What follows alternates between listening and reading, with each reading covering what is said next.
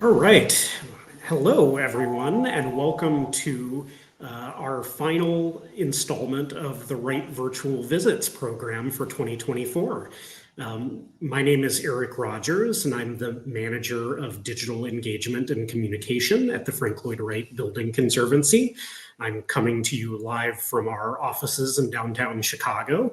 I want to encourage everyone who's tuning in on Facebook Live to let us know in the comments where you're watching from. We always love to see who across the country and throughout the world is here with us. We're really excited about today's episode because this will be the first time for us in the last 4 years that we're working with the Historic Park Inn in Mason City, Iowa. They've never before participated in a Wright Virtual Visits, and it's a really fantastic building, the only extant hotel that Frank Lloyd Wright designed. It's been a pleasure to work with the team there that we'll introduce in a minute. But before we get off and rolling, I really want to thank my collaborators in this program over the last year now, in particular, Anna Kaplan, the Executive Director of the Graycliff Conservancy in Derby, New York, who is working behind the scenes to reply to your comments and help us monitor things on Facebook today. And then Allison Wong of Forever Ready Productions, who have been an invaluable partner. And they've got a video that tells you a little bit about the kind of work they do that we'll check out.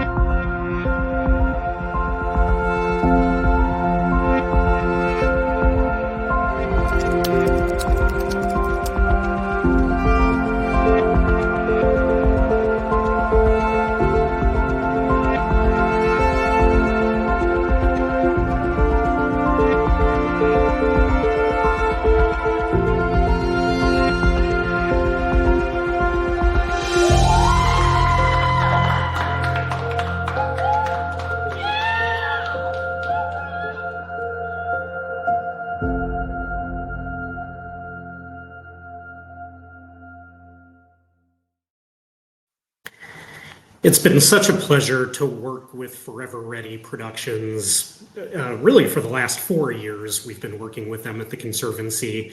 So just a huge shout out. It wouldn't be possible for us to continue to do this without their production support.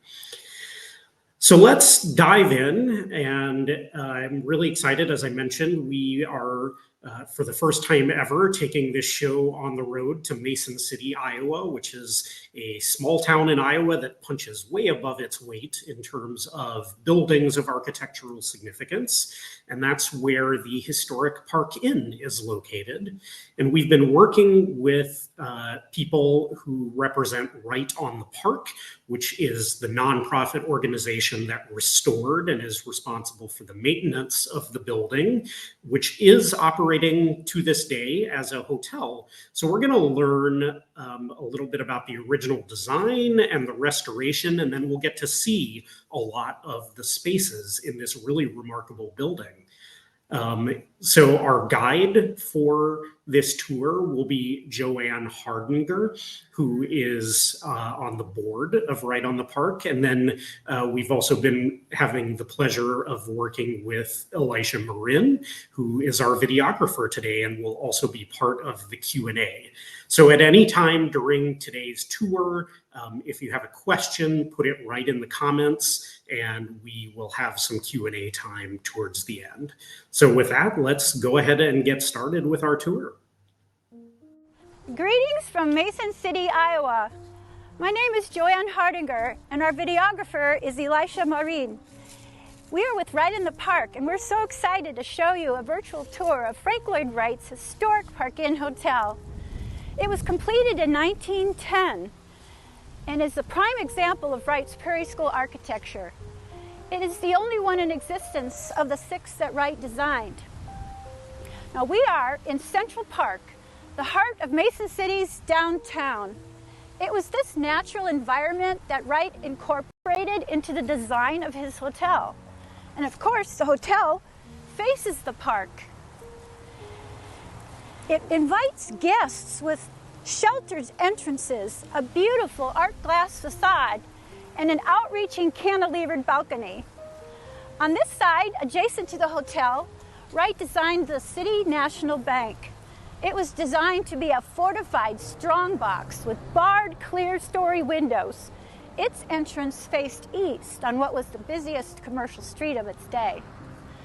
It was praised for its comforts and finery.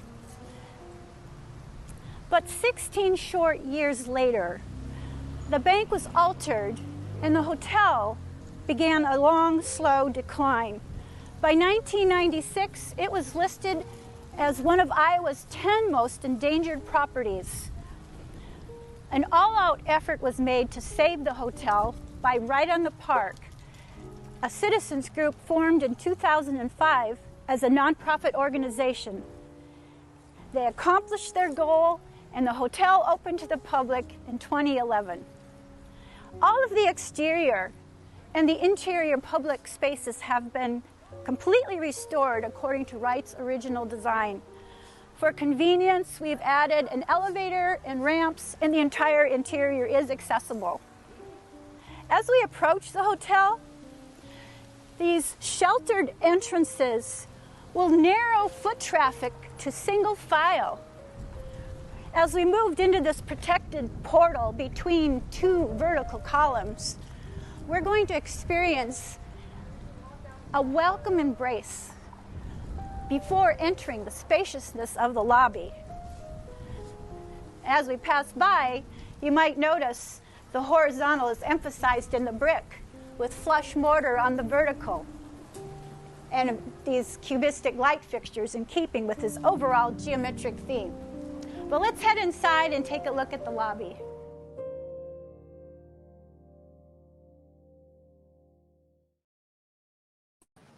So here we are in the lobby of the historic Park Inn Hotel. Like the outside, the inside is symmetrical. And everything is functionally designed with hospitality in mind. These brick columns don't just penetrate into the space, they make sure every visitor is properly ushered in. Here, a prominent central registration desk anchors the bilateral symmetry of the room. We have 2 concierge desks, 2 staircases, 2 vertical columns that support the mezzanine. And Wright does a perspective shift on us. He draws us in, and then he turns our gaze outward and presents us with an entire framed view of the park. Over this huge picture window is an original 14-foot section of art glass that survived an entire century of the hotel's decline. Above, narrow horizontal windows allow us to see how the ceiling goes beyond the dimensions of the room. This is such a dynamic space. There's so much going on here, but Frank Lloyd Wright pulls it together with differentiating colors and unifying trim at the height of the mezzanine. Over here, the low ceiling over the registration area functionally separates it from the busier traffic area. Here you can have more private conversations, better acoustics, and one-on-one transactions. Thank you. Well, thank you. As Wright intended, the low ceiling keeps the patrons moving on. When you find yourself under one of Frank Lloyd Wright's compressed spaces, you know you are in for a surprise.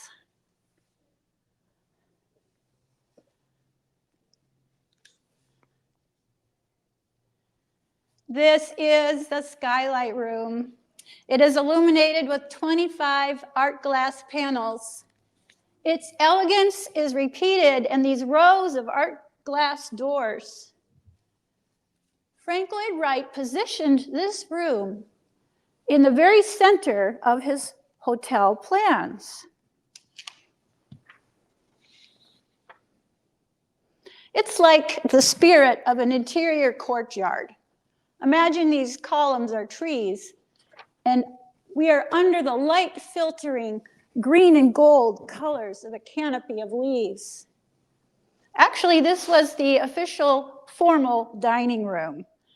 Musicians would play up in the mezzanine during the evening dinner hours.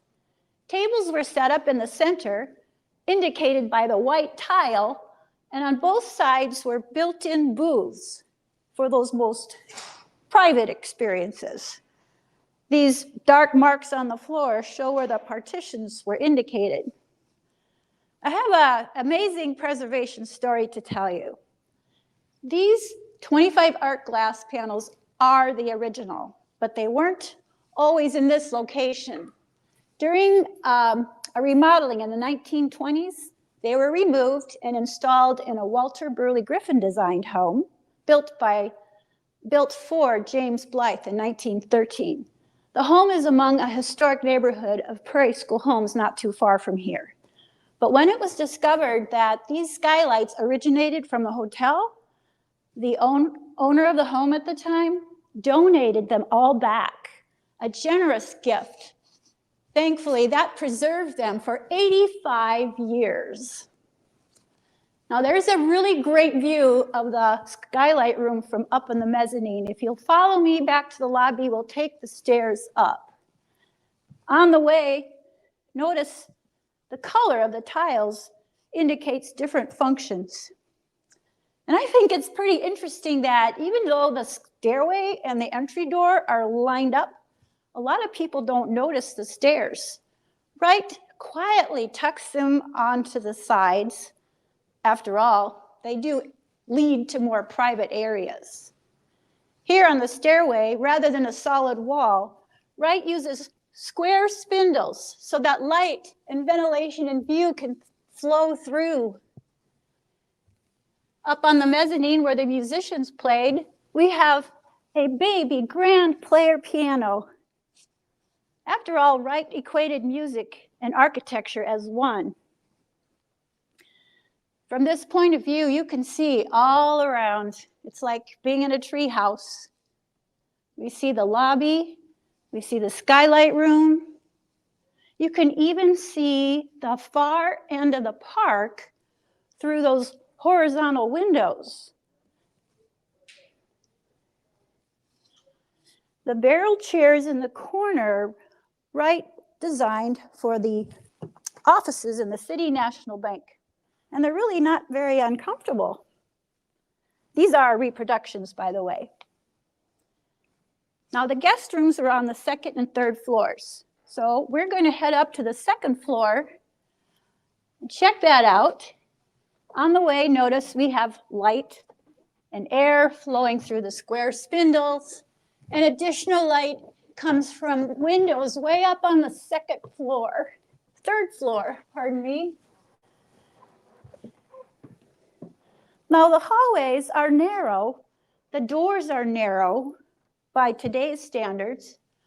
And Wright designed 43 guest rooms. They were small 10 by 10 rooms. They were furnished with a brass bed, a sink, a closet, and a shared tub and toilet with the guest in the next room. Now, those were welcome conveniences back in 1910. There are windows in every room for light and fresh air. For ventilation, Wright designed all the doors to be louvered so that when you close the doors, air would still circulate through the rooms. Today, we've got 27 uniquely appointed guest rooms, as the smaller rooms have been combined. And you can expect all of the modern amenities, along with masterful craftsmanship and comfort. Before we go into the ladies' parlor, look how Wright creates one of his signature passageways and narrows the entrance. A parlor refers to a business establishment like a beauty parlor or a pizza parlor. In this case, the ladies' parlor featured sales of domestic items that women would be interested in. Merchants, most likely traveling by train, would rent what we call sample rooms. They would temporarily set up their wares.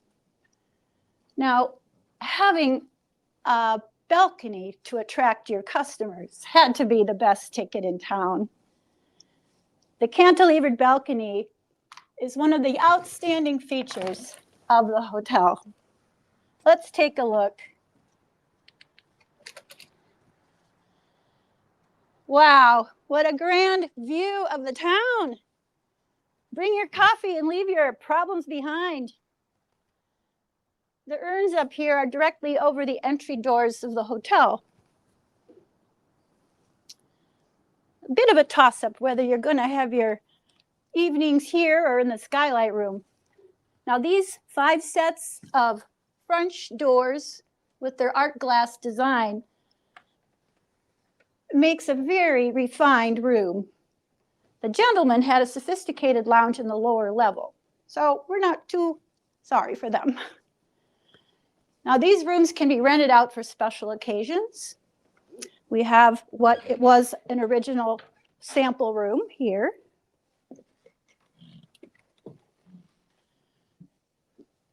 Moving into the lawyer's offices, we're going to take advantage of an opening in a wall because originally the only way to get to these offices was from the outside entrance. But now everything is accessible from the interior.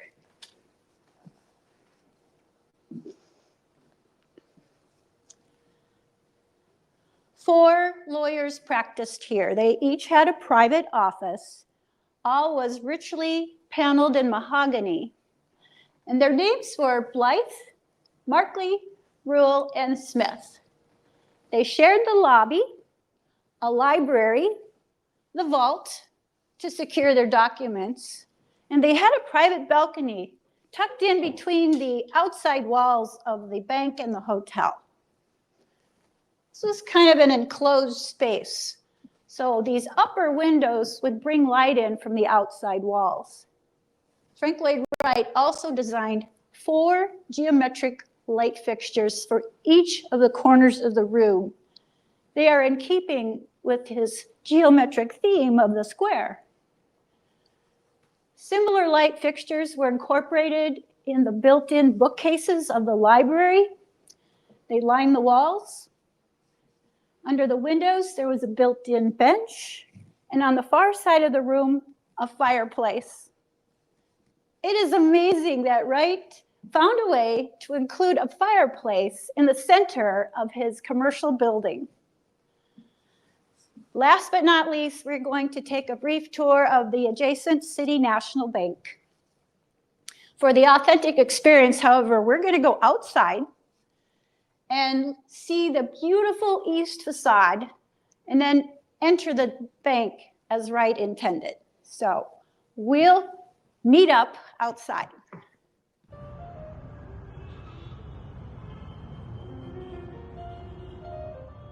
Well, this isn't the picture we were anticipating. This picture is almost 100 years old. The bank had failed, along with hundreds of banks, in the 1920s following the farm crisis. Wright City National Bank was sold and converted into retail space. Its solid brick walls were removed and replaced with granite columns and storefront windows. The bank's floor was lowered to grade level, and with the vertical space, an intermediate floor was inserted. It was top-heavy and quite ugly, to be frank, and covered with signage. Thankfully today, what we have is a beautiful restoration of the entire facade, with the exception of the upper level, which was fairly intact. Looking up, you can see the detail of the bronze grille work that protects the clear-story windows. And then the colorful tiles that Wright said would gladden the eyes. Tucked in under the eaves are pairs of Japanese-inspired windows. Now, Wright's strongbox had bronze gates that would bar the entry doors after business hours. And check out these light fixtures, cubistic, modern, like the ones Wright designed for the hotel, in keeping with his rectilinear theme. And if you ask me, they look like sentinels guarding the entrance to the door. Now, those of you familiar with Frank Lloyd Wright know how he likes to contrast going from one space to another. I think the visual impression Wright is giving us is that the interior of the bank is as high as the belt course. This header over the entry doors adds an additional sense of horizontal compression. Well, let's see what you think. I'd like to invite you in to experience the transition for yourself.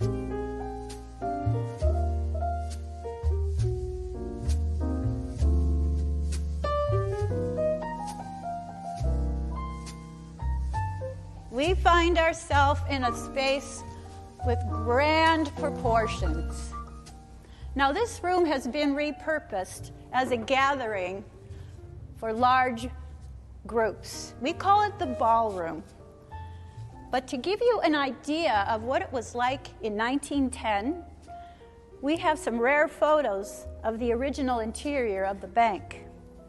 If you move in a little, we can show you this photograph. What we have is Wright's built bank within the voluminous space.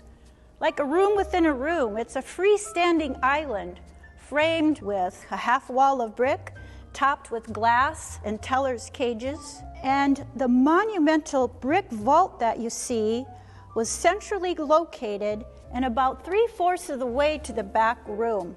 It served as the primary backdrop for the symmetrical layout of the plans.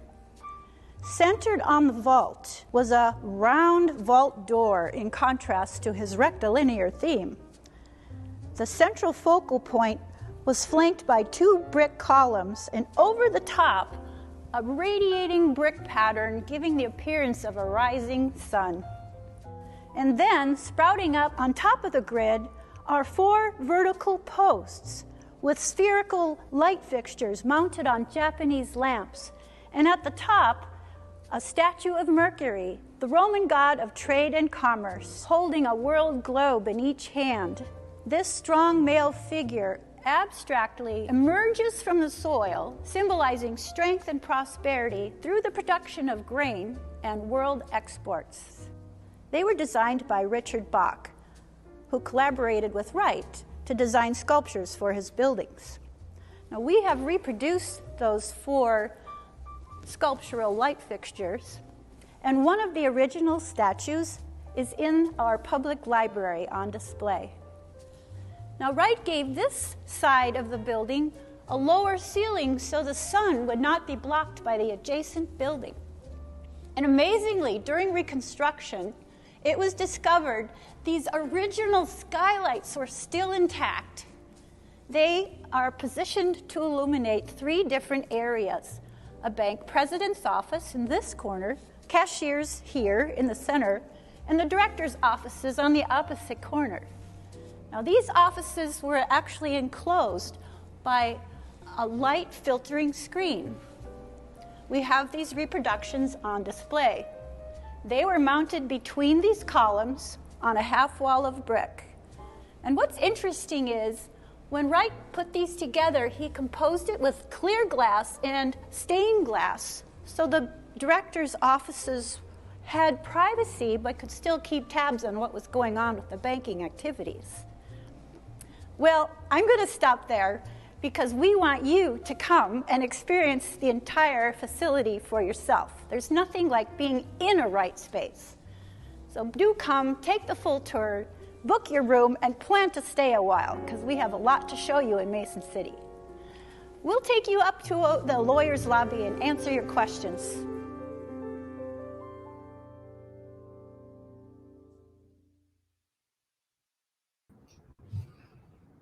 Wow. Well, that was such a fantastic tour. Thank you so much, Joanne and Elisha. I think we've got a master videographer on our hands here. Yeah, appreciate it, We've had Eric. a few questions. Sorry, go ahead. Yeah, we're happy to be here, Eric. Thank you. We've had a few questions come in already, and I want to remind everybody that Anna is monitoring the Facebook comments. So if you've been thinking about a question, get it in there now and we'll ask it. But we've got somebody viewing who remarks that they spent summers in Mason City when they were growing up. And this is maybe a suggestion for something we could actually share once we're done, maybe in the comments to the video, but they specifically said it would be really instructive to see some photos of what the clothing store had done to the bank building, because that's what they remember. And just to see the transformation that had to be made to restore that part of the building. So I know that's not something we can easily splash up on the screen right now, but I think, you know, huge kudos to the restoration work that Right on the Park undertook there. I think it was a really transformative thing. So I was really struck by those statues of Mercury. Do you know, two questions there. Do you know where the other originals ended up? And did Wright actually specify that exact statue as part of the light fixture? We know Richard Bach designed them, and they collaborated so sculptures would help to symbolize Wright's philosophy in his buildings. We honestly don't know where all the sculptures are. We just know that we have one original. I think there was one in California, but if somebody had it, we weren't able to get it back. I really don't know. Yeah, they've been lost to history, but Eric, it's really incredible how many pieces of this building that had been stripped previously stayed in the community, and originally, original pieces were able to be recovered and brought back to the structure. It's a really incredible thing. Yeah. Bronze grills of the clear story windows in the bank had been used as a fence in Clear Lake. So they discovered they belonged in the hotel and were brought back. I guess those things just got sold off gradually over time as the building was modified, but a lot of them didn't go too far, which is pretty fortunate. So you mentioned that the number of guest rooms in the hotel was reduced as part of the renovation. Can you talk about the changes and upgrades to the rooms that had to be made that necessitated that to kind of make it operate as a modern hotel? Well, I would defer that to the construction people, but they had to turn those rental offices over the bank into guest rooms. And to get the plumbing there, they had to get heating into the walls that were too narrow. So systems from Europe were brought in. They have a lot of ingenious ways for the air to circulate so you don't notice the heat and cooling that we have today. But all the guest rooms have, like I mentioned, all of the modern conveniences, Wi-Fi, plumbing, air conditioning. Mm-hmm. And they did combine 2 and 3 of the small 10 by 10 rooms to make larger rooms. So we went from 43 to 27 by getting 6 over the top of the bank. Did all of the rooms have their own restrooms en suite originally, or is that something that had to be changed? That's a good question. So originally, Joanne mentioned the 10 by 10 guest room sizes. There were 2 guest rooms that had a shared bathroom. I couldn't get the question. It was so. Yeah. Couldn't hear you very well, Eric. Sorry. Right. There was access to the tub and the toilet. There was a door on either side that would open to the adjacent guest room. By the way, we have an original, authentic, I guess, historic room that's 10 by 10. And there's a pass through with the tub and the toilet, but the room on the other side is also yours. So you have a nice sitting room. It's the historic room. You just have to go through the bathroom to get there. Yeah. Was the building ever vacant before it was restored? Was the building ever vacant? Was it ever vacant? Oh, it was in such bad repair. It was with the mold and the pigeons and all of the rot of the wood. You really could not occupy the building. They had red tagged it back in 1989. So they did not allow anybody to be in it after that date. It was in such a precarious state of disrepair. The rescue couldn't have been any sooner. Wow. Yeah. So not only vacant, but essentially condemned. Right.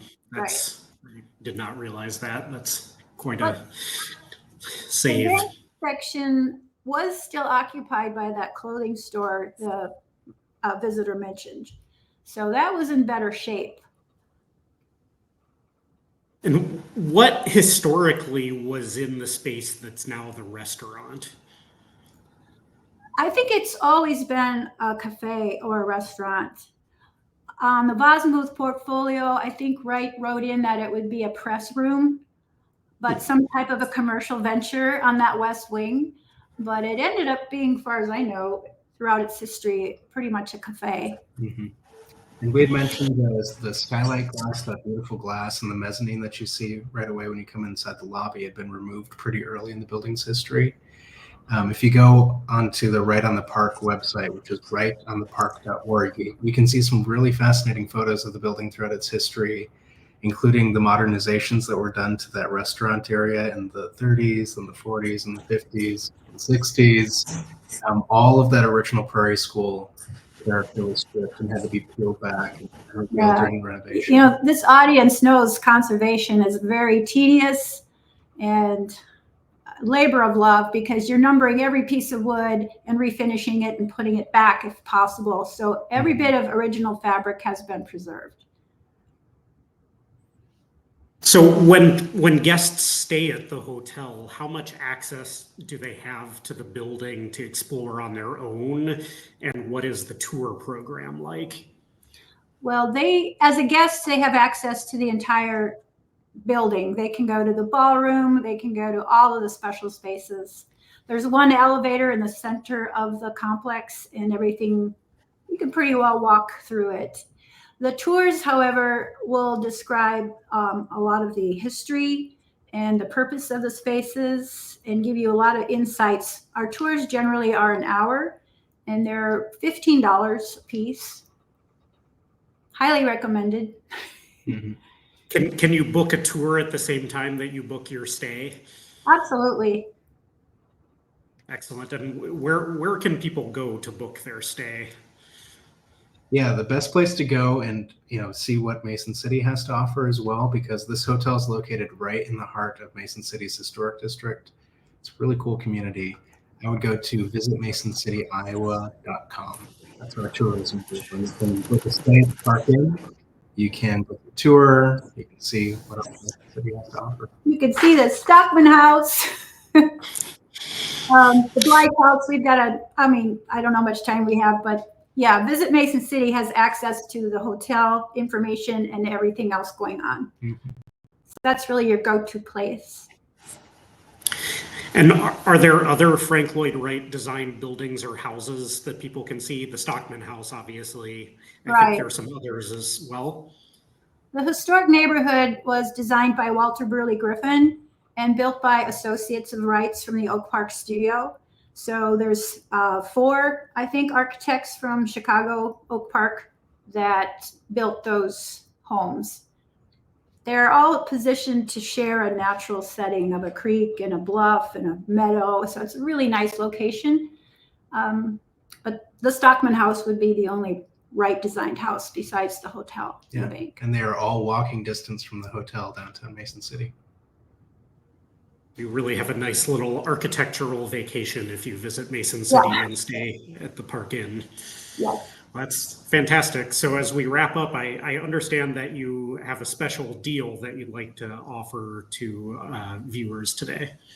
Oh yeah, as a special thank you to everybody from around the world who's joined us on this virtual tour. you can go to wrightonthepark.org/shop, which is Right on the Park, the organization who owns the hotel. This is our online shop. So these are all exclusive Prairie School inspired items. And for our viewers today, you've got a special coupon code. The code is TOUR5, and that will give you a discount on anything in the store. Good deal. Mm-hmm. And just in time to start holiday shopping. Yeah. Well, this has been really tremendous, and I want to again shout out Elisha and Joanne. You put so much work into crafting this tour experience, really editing it from the 1 hour full version down to something that was friendly to stream on Facebook at lunchtime here. And you did a fantastic job. It really is a magical building that we got to get a glimpse of. So really appreciate it. And again, I want to thank everyone else who has made this series possible this year, Anna and Allison and everyone that's been either tuning in live when we stream these or watching the videos when we put them up in the archive afterwards. We definitely hope to continue doing this into the future. We're not ready to announce anything yet about 2026, but who knows, maybe we'll reach back out and try to tour the Stockman House for a future edition. I think we've already found our local dream team to put that together for us. So we'll talk. Love that. All right. Well, I think with that, we will sign off and look forward to seeing everyone else online again in the future. All right. Thank you for the Thank you, opportunity. and come visit us in Mason City. I look forward to it.